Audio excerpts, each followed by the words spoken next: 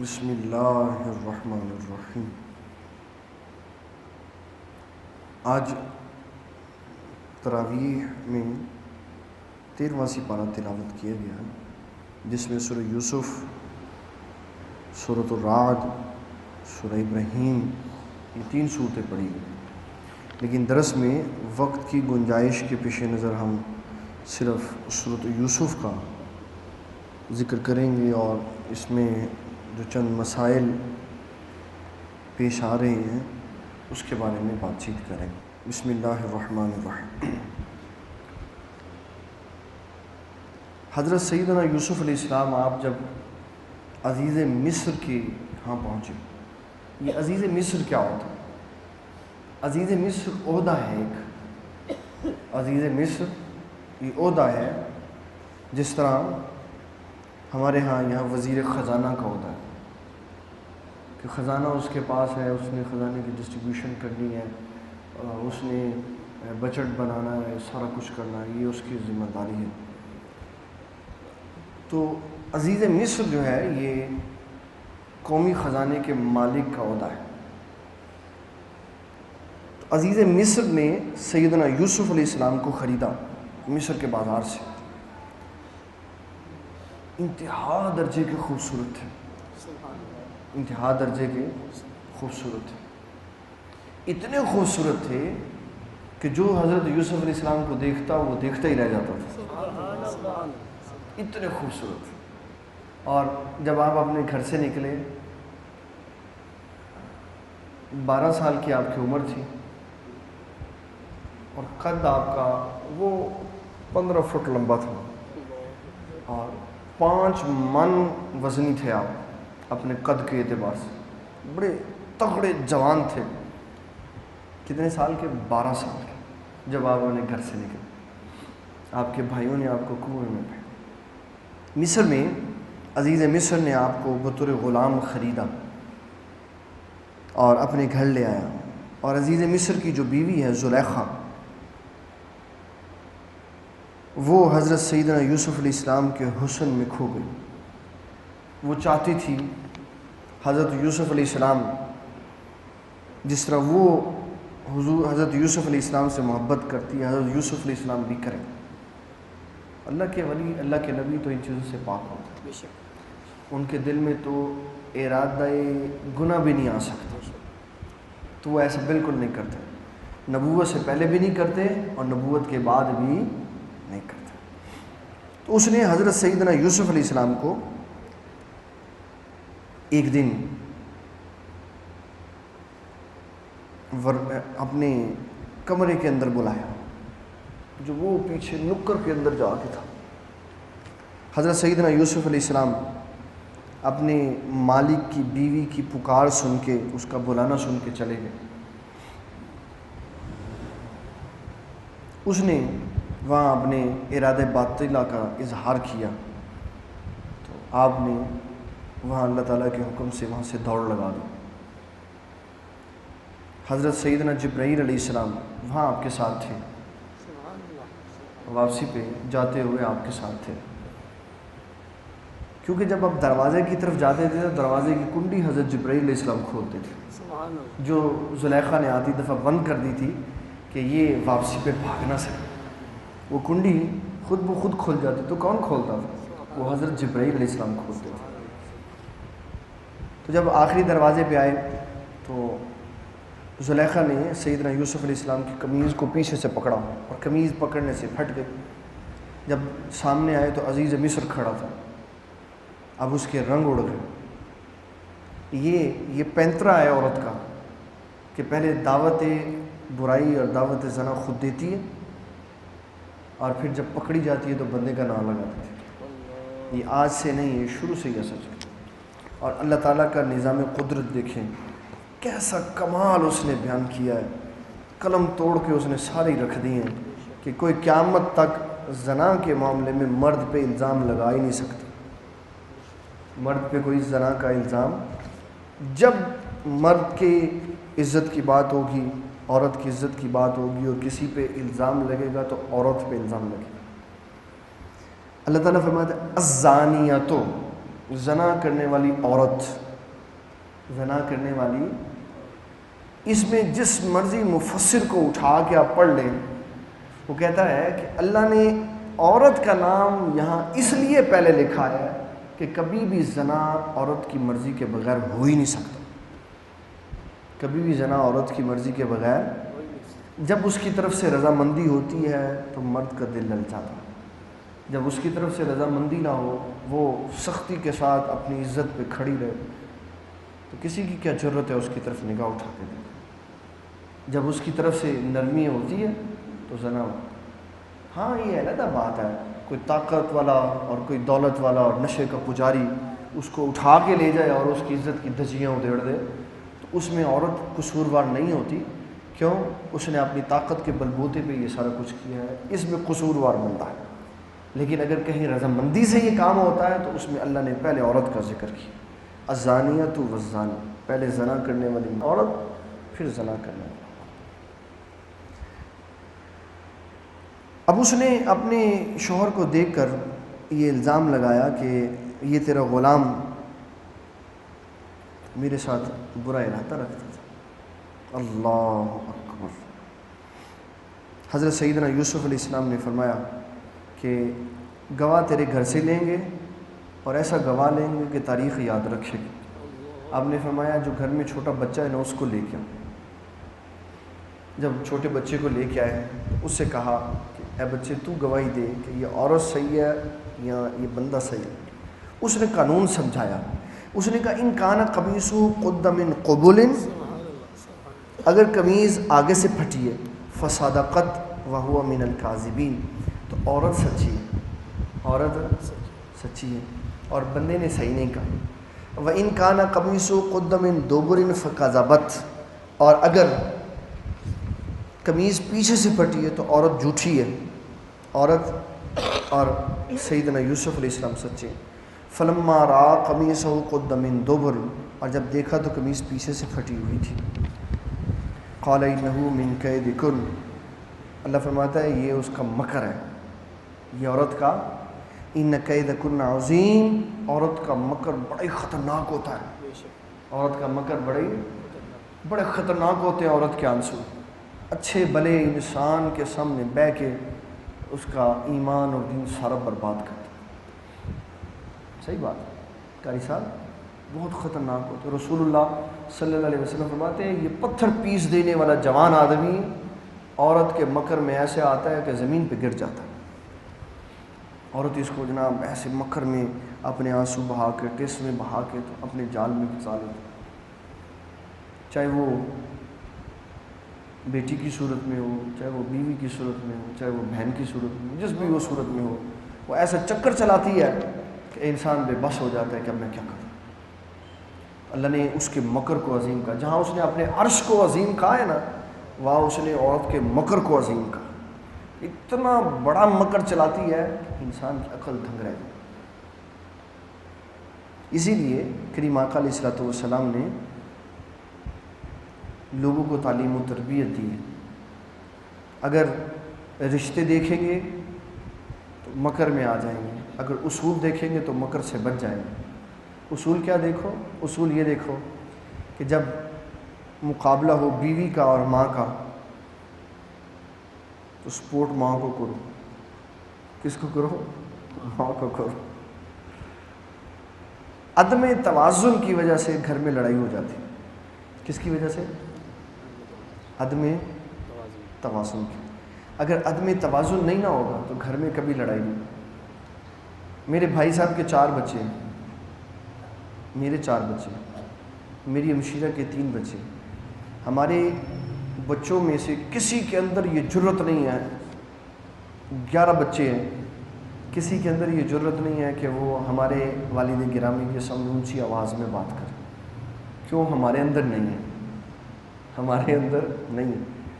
توازن رکھا ہوا ہے ہم نے اپنے گھر میں کہ والد گرامی سے کیسے بات کریں، جس کی وجہ سے ہر چھوٹا بڑا بچہ جب والد گرامی کے پاس جاتا ہے تو ادب و احترام سے جھک کے ان سے بات چیت کرتا ہے. یہ ایسا کیوں ہے؟ ایسا اس لیے ہے انہوں نے ہمیشہ ساری زندگی اسلام کے اصولوں پہ زندگی گزاری. ایسے نہیں کیا جیسے ہم اپنے، جب میں محبت میں آتا ہوں تو بچوں کو چوم چوم کے برا حال کر دیتا ہوں، اور جب میں غصے میں آتا ہوں تو 2-4 تھپڑ لگا دیتا ہوں۔ یہ ہمارا حال ہے۔ ہمارے والد گرامی نے بھرپور محبت کا ساری زندگی اظہار کی، بن مانگے دنیا کی ہر نعمت انہوں نے دی، اس کے باوجود انہوں نے کبھی سر پہ نہیں چڑھنے دیا۔ اور مجھے نہیں یاد پڑتا کہ جب میں نے ہوش سنبھالا ہے تو کبھی ساری زندگی میں انہوں نے مجھے تھپڑ مارا، کبھی نہیں مارا۔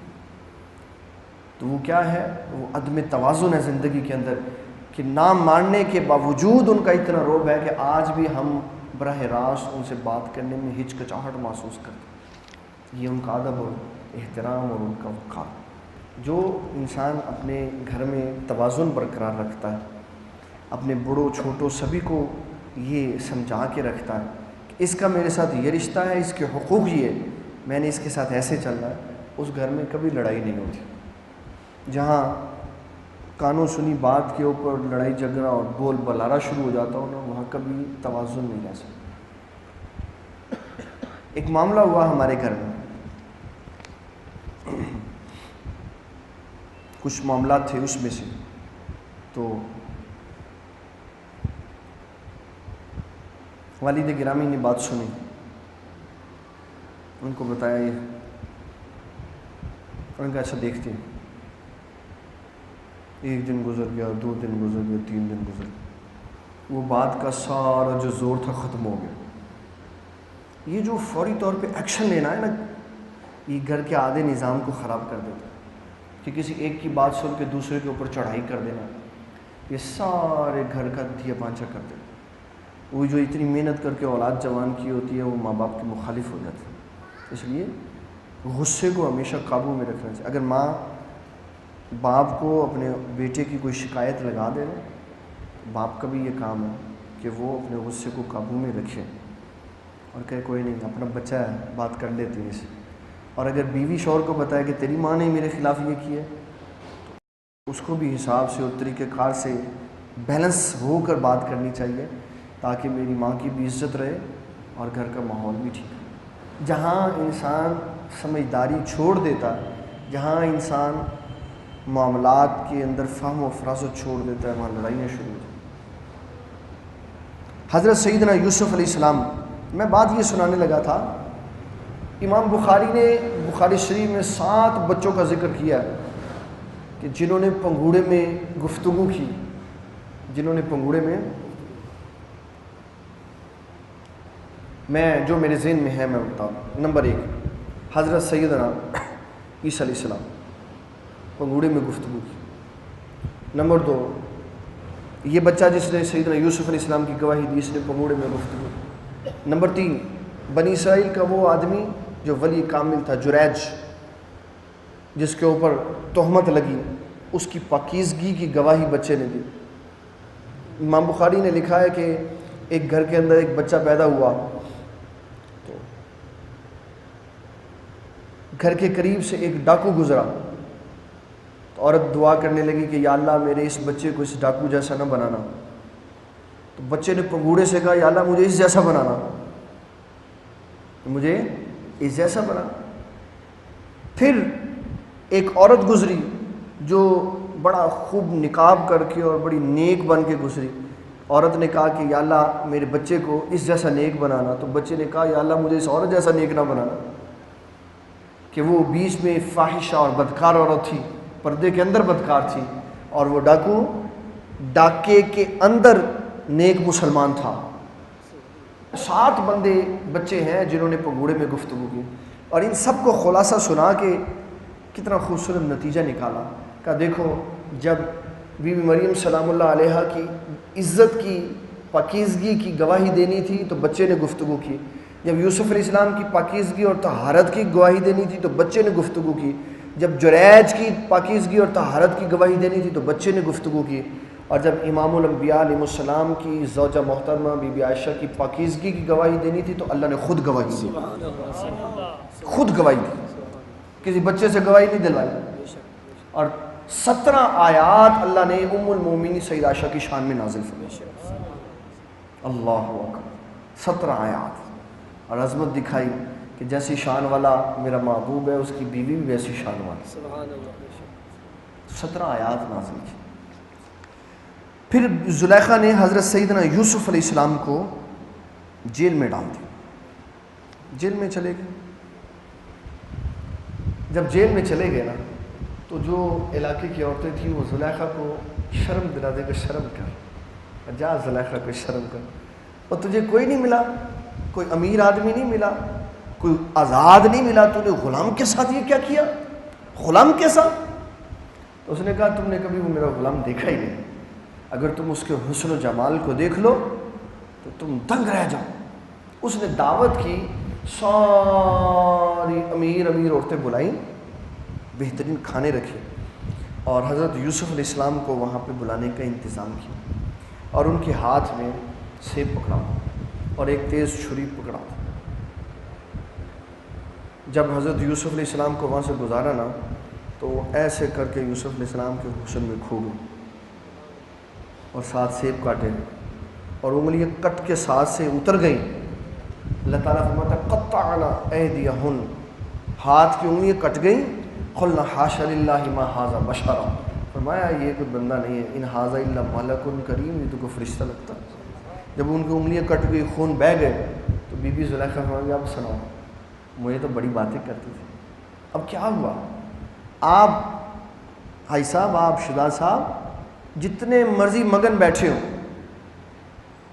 ہلکی سی سوئی چوب جائے نا تو ساری توجہ ختم ہو جائے, ساری توجہ.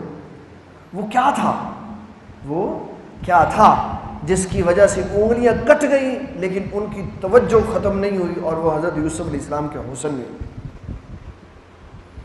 رسول اللہ صلی اللہ علیہ وسلم فرماتے ہیں جب مجاہد میدان جہاد میں اس کی گردن اترتی ہے, اس کا بازو اترتا, اس کو اتنی بھی تکلیف نہیں ہوتی جتنی چونٹی کے کاٹنے سے کسی کو تکلیف ہے. کیوں؟ وہ انسان نہیں ہے, اس کا ہاتھ نہیں ہے, اس کا کان نہیں. یہ اس کے اوپر غور کریں گے تو ہمیں نظر آئے گا کہ وہ کیوں ایسا ہوا کہ چھری ہاتھ میں تھی, اور حضرت سیدنا یوسف علیہ السلام کا مجازی حسن اتنا خوبصورت تھا کہ عورتیں اس میں کھو گئیں, ہاتھ کی انگلیاں کٹ گئیں تو پتہ نہیں چلا. رسول اللہ فرماتے ہیں جب مجاہد میدان جہاد میں ہوتا ہے تو جو ہی اس کے جسم پر تیر لگتا ہے یا تلوار لگتی ہے, اللہ کا دیدار ہو جاتا ہے اس کو. جب مجازی حسن کا دیدار ہو, انگلیاں کٹ جائیں تو خیال نہیں رہتا, تکلیف نہیں ہوتی. جب اللہ کا دیدار ہو رہا ہو پھر مجاہد کو کیسے تکلیف ہو سکتی ہے. پھر چاہے جسم کٹ جائے, پھر چاہے ہاتھ کٹ جائے, بازو کٹ جائے, ناک کٹ جائے, کان کٹ جائے, جسم کے ٹکڑے ہو جائیں, تکلیف اس لیے نہیں ہوتی کہ اس وقت اللہ اپنا دیدار کروا رہا. سبحان اللہ.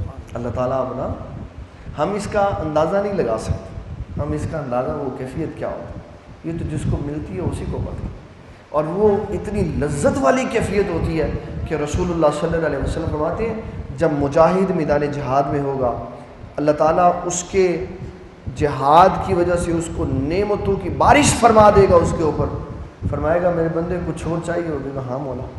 اللہ فرمائے گا کیا چاہیے, یا اللہ مجھے پھر دنیا میں بھیج, پھر تیرے نام پہ قربان ہو گیا. سبحان اللہ. کیا اس کو جنت کی نعمتیں تھوڑی تھیں؟ کیا اس کو وہاں پہ حور و غلمان تھوڑے تھے؟ کیا وہاں پہ پینے والی ٹھنڈی چیزیں اور ٹھنڈے مشروبات اس کو تھوڑے تھے؟ کیا ایسی نرم و نازک حوریں کہ رسول اللہ فرماتے ہیں کہ انہوں نے 70 لباس اپنے جسم پہ پہنے ہوں گے, اس کے باوجود پنڈلی کی ہڈی اور اس کے اندر سرخ رنگ کا گودا بھی باہر سے نظر آتا ہوگا. اتنی نفیس شے اللہ نے بنائی ہوگی, اس کے باوجود وہ اللہ سے کہے گا یا اللہ مجھے دنیا میں بھیج, پھر تیرے نام پہ شہید ہو گیا. کہ کیا لذت ہوگی جب وہ شہید ہو رہا ہوگا, ادھر اس کا سر کٹ رہا ہوگا, ادھر رسول اللہ فرماتے ہیں اللہ کا دیدار ہو رہا ہوگا. اسی لیے تو اس کو درد نہیں ہوتا جب انسان کسی کے حسن میں کھو جاتا ہے. کیوں علی المرتضیٰ فرماتے تھے کہ جب میں نماز پڑھتا ہوں تو اللہ کا دیدار کرتا ہوں, کہ جب اللہ کا دیدار ہو رہا ہوتا تھا تو جسم کو تکلیف نہیں ہوتی تھی کہ آپ کے جسم پہ ایک دن تیر لگ گیا, وہ کھینچتے تھے تو وہ باہر نہیں نکلتا. آپ نے فرمایا ٹھہر جاؤ نہ کھینچو, جب ہم نماز پڑھیں گے پھر کھینچ لینا. کہا پھر کیا تکلیف نہیں ہوگی؟ کہا نہیں, پھر ہم اللہ کے انوار و تجلیات میں کھو جاتے ہیں, پھر جو مرضی کر لیں. یہ کیفیت ہے, یہ ایک کیفیت ہے. یوسف علیہ السلام آپ جیل میں چلے گئے, اللہ اکبر. اللہ عقل دنگ رہ جاتی ہے.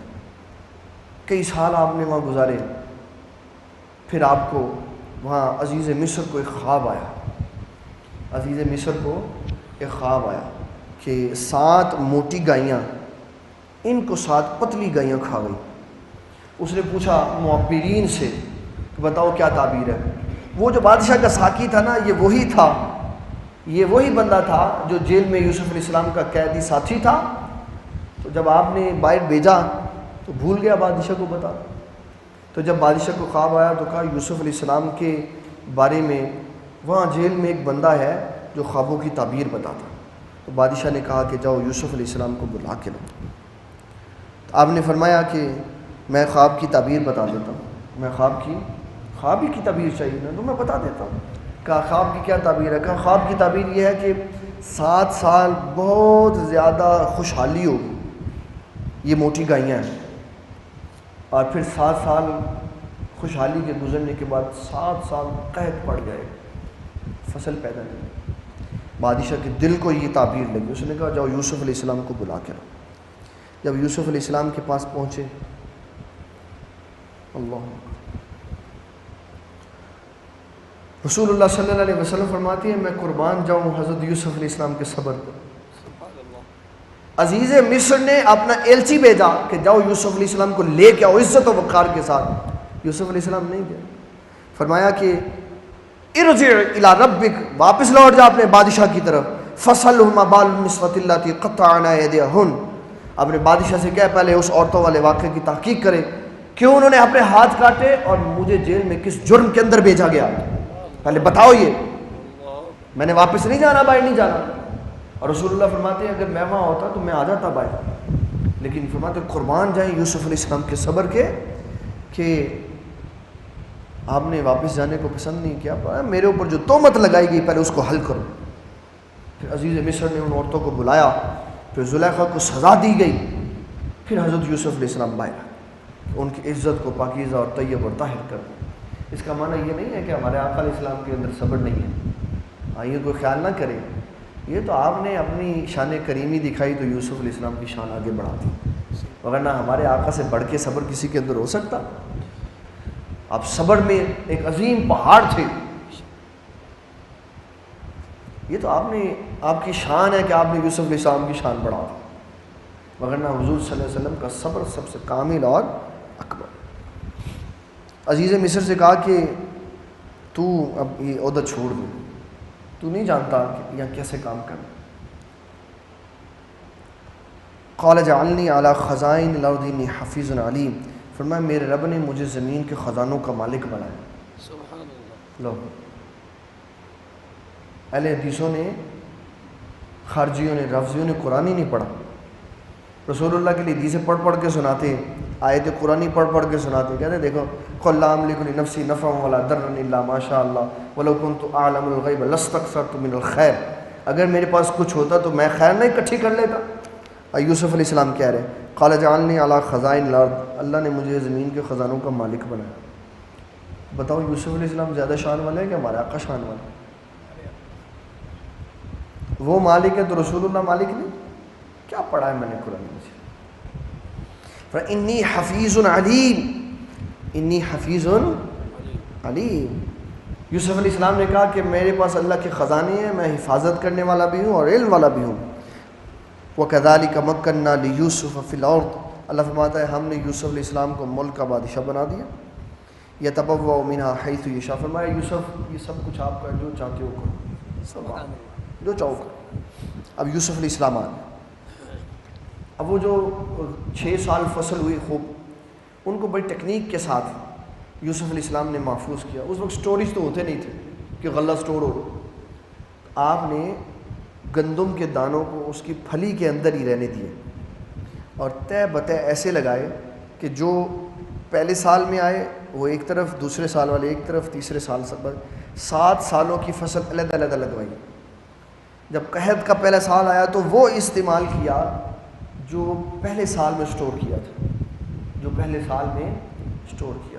دوسرے سال میں دوسرے سال والا، تیسرے سال والے میں تیسرے سال والا.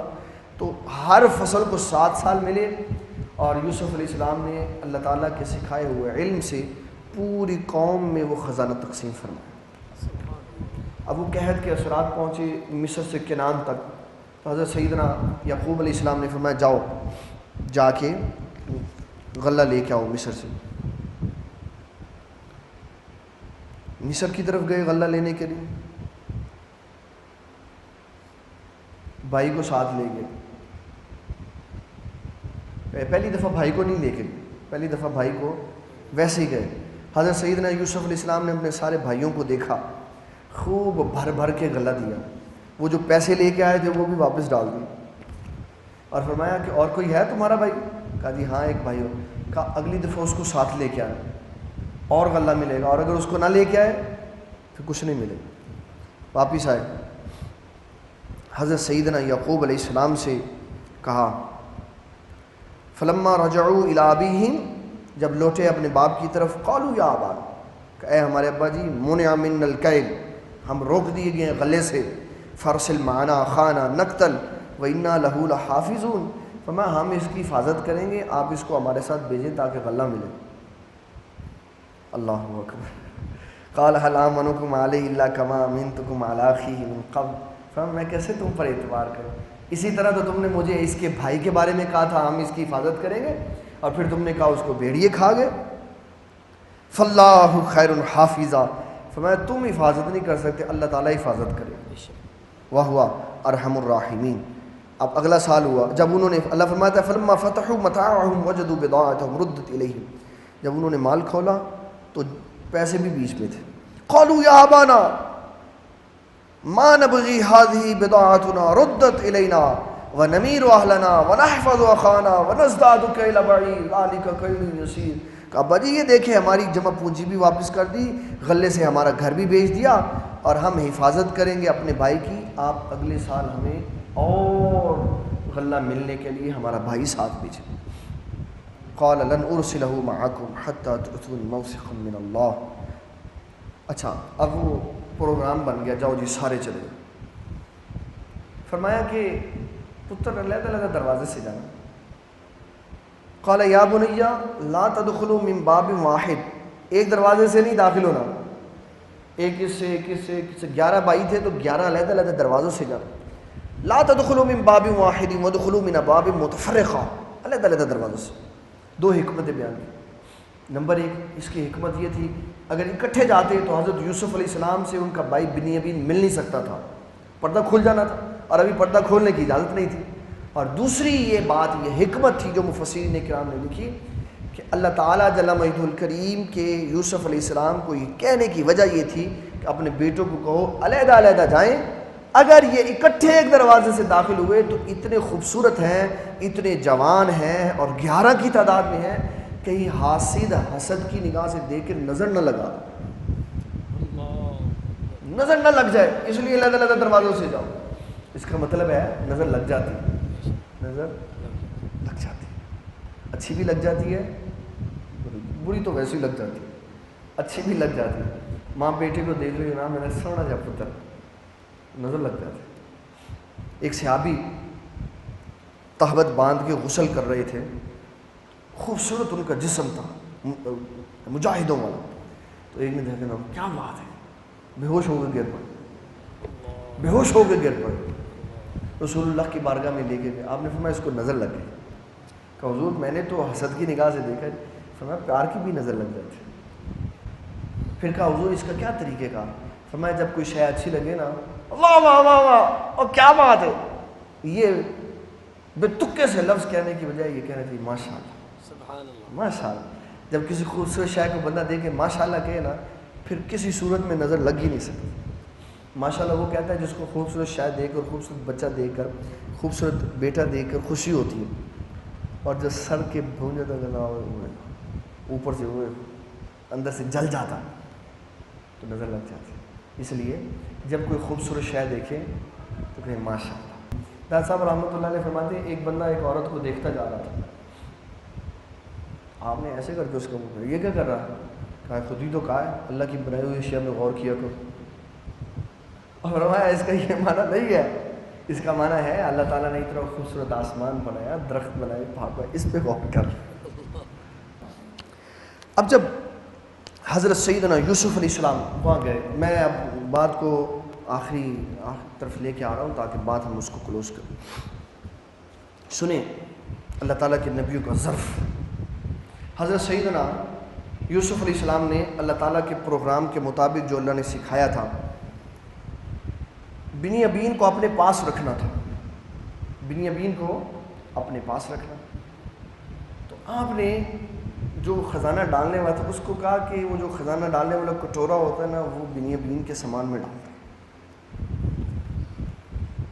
اس زمانے میں یہ اصول ہوتا تھا کہ جب کوئی چور چوری کرتے ہوئے پکڑا جاتا تھا تو جس کی چوری کی ہوتی تھی نا، جو سزا وہ دیتا تھا نا، وہی سزا قابل قبول ہوتی تھی۔ اب ڈال دیا، اب قافلہ نکلا نا تو پیچھے سے ندا دی، قافلے والوں ٹھہر جاؤ، رک گئے۔ کہا تم میں کوئی چور ہے، بادشاہ کو کٹورا چوری ہو گئی، کہا نہیں ہم میں کوئی چور نہیں۔ ثم اذن مؤذن نجت العیر انکم لسارقون، منادی نے ندا دی اور قافلے والوں ٹھہر جاؤ، کوئی چور ہے تم میں۔ قالوا اقبلوا علیہم ماذا تفقدون قالوا نفقد صواع الملک ولمن جاء به حمل بعیر وانا به زعیم قالوا تاللہ لقد علمتم ما جئنا لنفسد فی الارض وما كنا سارقین۔ انہوں نے کہا ہم چور نہیں ہیں، نہ ہم فسادی ہیں۔ کہا ٹھیک ہے اگر نہیں ہو تو تلاشی لے لیں۔ سب کی تلاشی لی، اور جب بنیامین کا سامان کھولا تو اس کے اندر سے کٹورا۔ اب انہوں نے کیا کہا؟ اللہ اکبر، کہنے لگے قالوا ان یسرق فقد سرق اخ له من قبل، سگا نہیں تھا وہ بنیامین۔ انہوں نے پہلے منت کی کہ یار ہمارا باپ بوڑھا ہے تو ہم نہیں اس کو لے کے جائیں گے تو وہ پریشان ہوگا، تو چھوڑ۔ بادشاہ نے کہا نہیں، سزا تم لوگوں نے خود متعین کی، ہمیں اختیار دیا، ہم نے سزا یہ رکھی ہے کہ ہم نے اس بندے کو اپنے پاس رکھنا ہے، ہم نے نہیں جانے دینا۔ اب جب سب کچھ کرنے کے بعد نم کام بنا تو کیا کہا؟ قالوا یسرق فقد سرق اخ له من قبل، فرمایا یہ ایسے ہی چور ہے جیسے اس کا بھائی چور تھا۔ یہ اس کا وہ کیا چوری ہوئی کہ حضرت سیدنا یعقوب علیہ السلام کہ ہاں جب یوسف علیہ السلام پیدا ہوئے تو یہ بڑے خوبصورت تھے، تو آپ کی پھوپھی نے آپ کو اپنے بھائی سے لے لیا کہ میرے ہاں اولاد کوئی نہیں ہے تو یہ مجھے دے دو۔ اب جب وہ چھوٹے تھے تو حضرت یعقوب علیہ السلام چھوڑ آتے، لیکن جب جوان ہوئے تو تعلیم و تربیت کا خیال رکھنا تھا تو جا کے واپس لینے کے لیے گئے، تو پھوپھی نے بھی وہی کام کیا جو عزیز مصر نے کیا۔ تو وہ یہودی جو سب سے بڑا یہودا تھا نا، حضرت یعقوب علیہ السلام کا بیٹا، بھائیوں میں سب سے بڑا، اس کو یہ بات یاد تھی کہ پھوپھی کے گھر ایک دفعہ ایسا واقعہ ہوا تھا تو حضرت یوسف علیہ السلام کے سامان میں سے کٹورا نکلا تو پھوپھی نے اپنے پاس رکھ لیا، تو یہ یوسف علیہ السلام نے چوری کی تھی، تو اس نے اس کو تانا مارا وہاں۔ قالوا یسرق فقد سرق اخ له من قبل، کہ یہ چور ہے، اس کا بھائی بھی چور تھا۔ اللہ اکبر۔ فاسرها یوسف فی نفسی، فرمایا یہ یوسف علیہ السلام کے دل میں انہوں نے بات رکھی،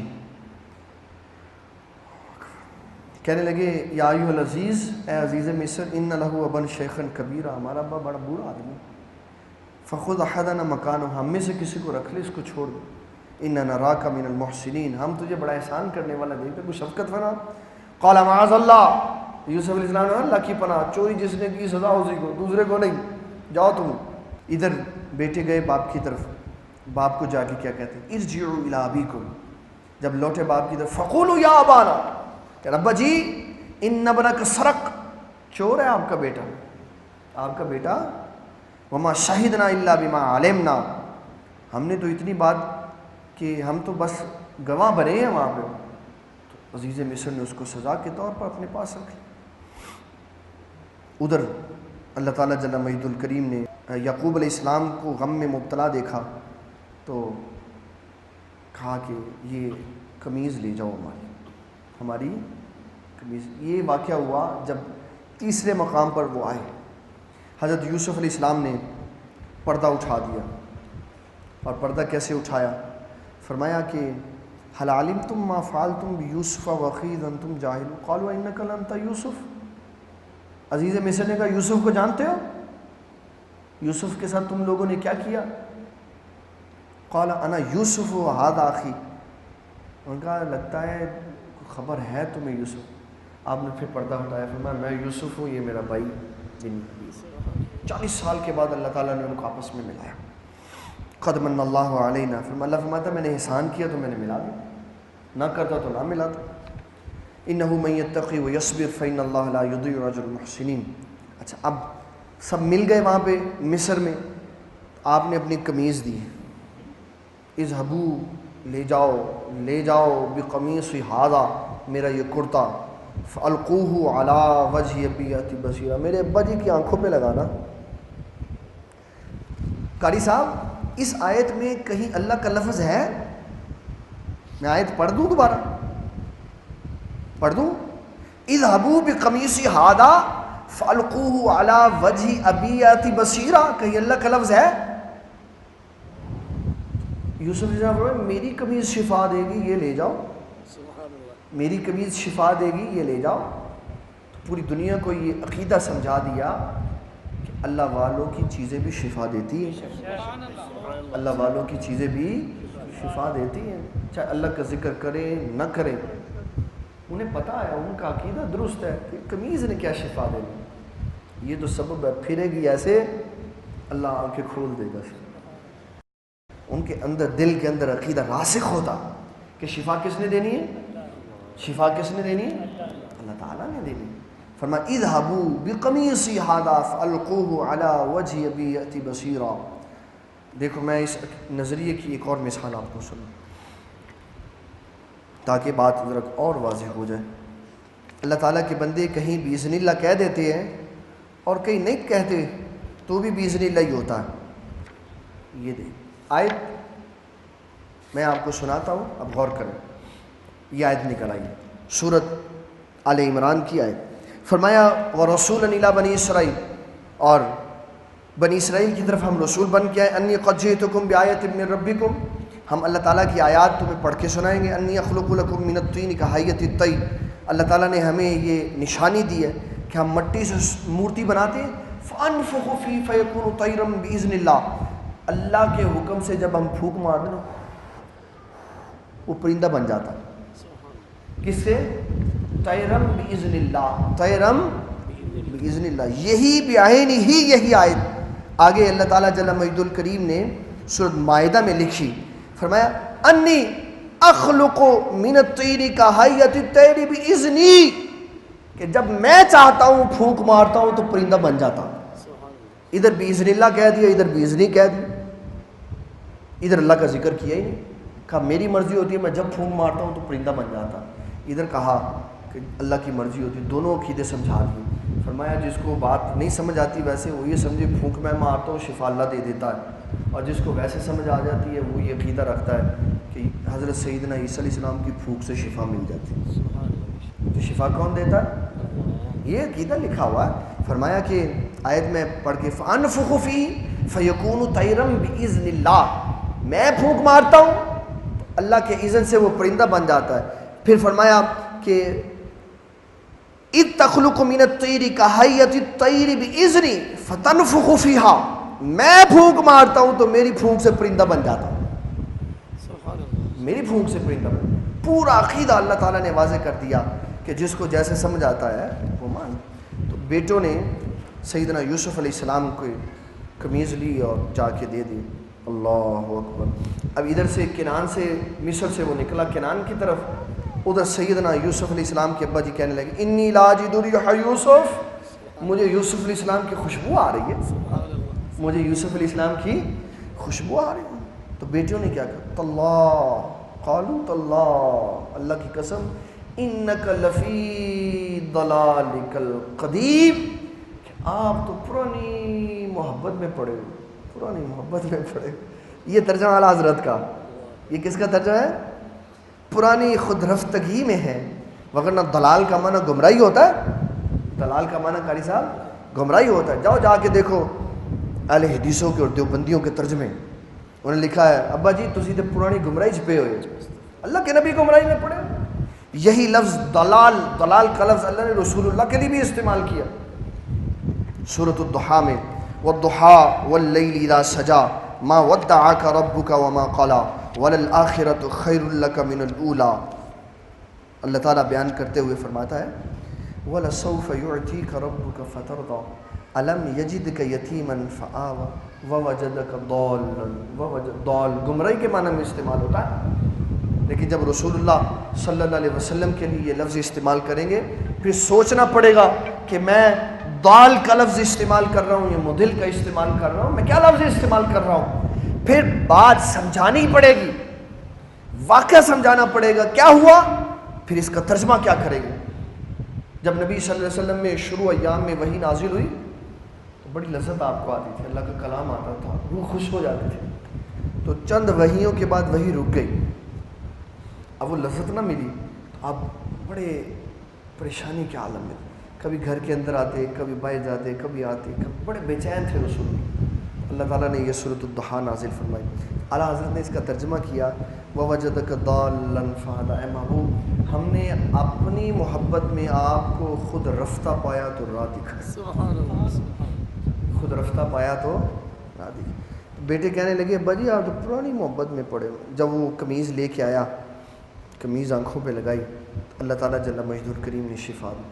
کتنے سال بعد بیٹوں نے معافی مانگی، قالوا یا ابا نستغفر لنا ذنوبنا انا کنا خاطئین، 40 سال کے بعد بیٹوں نے توبہ کی۔ کتنے سال کے بعد؟ 40 سال کے بعد۔ پھر سارے بندے مصر میں آئے، یوسف علیہ السلام مصر کے تخت پہ بیٹھے، بھائی 11 لائن لگا کے، یعقوب علیہ السلام آپ کی اماں جی، سورج اور چاند، 11 بھائیوں نے ستارے، ایک سورج اور ایک چاند، ان سب نے حضرت یوسف علیہ السلام کو سجدہ کیا، اللہ نے خواب کی تعبیر پوری کی۔ انی رأیت احد عشر کوکبا والشمس والقمر رأیتهم لی ساجدین، وہ جو شروع میں کہا نا بھائیوں کو سنایا کہ ایک چاند، ایک سورج اور 11 ستارے مجھے سجدہ، 40 سال کے بعد اللہ نے تعبیر پوری کی۔ کتنے سال کے بعد؟ 40 سال۔ کوئی خواب کی تعبیر پوچھنے آئے نا تو خواب اس کو نظر آئے، تو بیچ میں ہرن نظر آ جائے خوبصورت سا، یا مال کی فراوانی نظر آئے، کہتے ہیں مولا صاحب یہ تعبیر کی ہے، جی مال آئے گا، ہفتے بعد کہتے حالت کوئی نہیں آیا، حالت مال کوئی نہیں آیا۔ او بابا یہ دیکھو پڑھو تو صحیح، خواب کی تعبیر پورے ہوتے ہوئے 40 سال لگے۔ کتنے سال؟ حضرت نوح علیہ السلام نے دعا کی اللہ قوم تباہ کر دے، اللہ نے کہا میں نے نوح دعا تیری سن لی، 40 سال بعد اللہ نے قوم تباہ کی۔ نوح علیہ السلام نے تو ایک دن بھی نہیں کہا یا اللہ تو نے میری دعا نہیں کیوں قبول؟ ہم چھوٹی چھوٹی باتوں پہ ہوتے ہیں، جی میرے گھر کڑی ہو گئی، منڈا نہیں ہوا، اللہ نے تو میری دعا ہی نہیں قبول۔ کس کو پتا اللہ نے دعا نہیں قبول کی؟ وہ تو کہتا ہے میں دعا رد کرتا ہی نہیں۔ اگر اس نے دعا قبول کرنی نہیں تھی تو کیوں ہم سے دعا کروائے؟ کبھی یہ بھی ممکن ہے کہ اللہ دعائیں نہ مانتا ہو؟ رسول اللہ فرماتے ہیں صلی اللہ علیہ وسلم یا دعا اسی وقت قبول کر لیتا یا عرصے کے بعد قبول کرتا ہے یا سنبھال چھوڑتا ہے، قیامت والے دن ان دعاؤں کی وجہ سے بندے کی مغفرت فرما کے جنت میں بھی دعا ضائع کرتا ہی نہیں۔ اور میں یہ سمجھتا ہوں کہ میری دعا نہیں قبول ہوئی، پھر میں اللہ سے لڑتا ہوں، میں لڑتا ہوں اللہ سے، میں کہتا ہوں یا اللہ تو میری دعا کیوں نہیں مانی؟ نبی کریم صلی اللہ علیہ وسلم نے کتنا پیارا ہمیں مذہب سمجھایا، فرمایا جب دعائیں قبول نہ ہوں تو اور دعا مانگو، اور مانگو۔ کبھی یہ بھی ہو سکتا ہے کہ بندہ اس سے مانگ رہا ہو جو 70 ماؤں سے زیادہ پیار کرنے والا، کہہ رہا ہے یا ربی ربی، وہ کہتا ہے عبدی، او میرے بندے کیا چاہیے؟ رسول اللہ صلی اللہ علیہ وسلم نے اللہ کو منانے کا طریقہ کار بتایا، اللہم انک عفو، اے اللہ تو معاف کرنے والا، فاعف عنی، اللہم انک عفو کریم، یا اللہ تو معاف کرنے والا بڑا کریم ہے، تحب العفو، یا اللہ تو معافی پسند کرتا ہے نا؟ ہاں کرتا ہوں، فاعف عنی، مولا پھر معاف کر دے۔ کیسے نبی صلی اللہ علیہ وسلم نے لاڑ میں اللہ سے بات سکھائی۔ ہم لڑ پڑتے ہیں، نہیں اچھا مولا تو پھر ایسا نکلنا، تو کیا کریں گے، ساری ہوا نکل جائے گی 2 دن کے اندر۔ اللہ تعالیٰ سے بندہ لڑ نہیں سکتا، وہ جو شے دے وہ اس کی نعمت ہے، وہ جو شے دے وہ اس کی نعمت، شفا دے تو شفا نعمت، بیماری دے تو بیماری نعمت، کہ اس بیماری پہ بھی اللہ تعالیٰ ثواب دے رہا۔ رسول اللہ فرماتے ہیں جب قیامت والے دن اللہ تعالیٰ مومن کو اس کی تکالیف کے اوپر اجر و ثواب دے گا، کثیر تعداد میں اجر و ثواب دے گا، تو جس کو دنیا میں کوئی بیماری نہیں نہ ملی ہوگی وہ کہے گا کاش مجھے پتا ہوتا نا اتنا اجر و ثواب تکلیف پہ ملتا ہے تو میں اپنا جسم کینچی سے کاٹ کے اپنے آپ کو تکلیف میں ڈال دیتا. وہ تو کریم رب اتنا ہے، بیماری بھی دیتا ہے، پھر نعمت بنا کے بھی دیتا ہے، پھر گناہ بھی معاف کر دیتا ہے، پھر صحت بھی دے دیتا ہے، پھر درجے بھی بلند کر دیتا ہے. اس لیے اللہ تعالیٰ جل مجد الکریم کا ہر کام نعمت ہی نعمت ہے. اللہ تعالیٰ ہمیں دین کا فہم عطا فرمائے. وما علینا الا البلاغ المبین.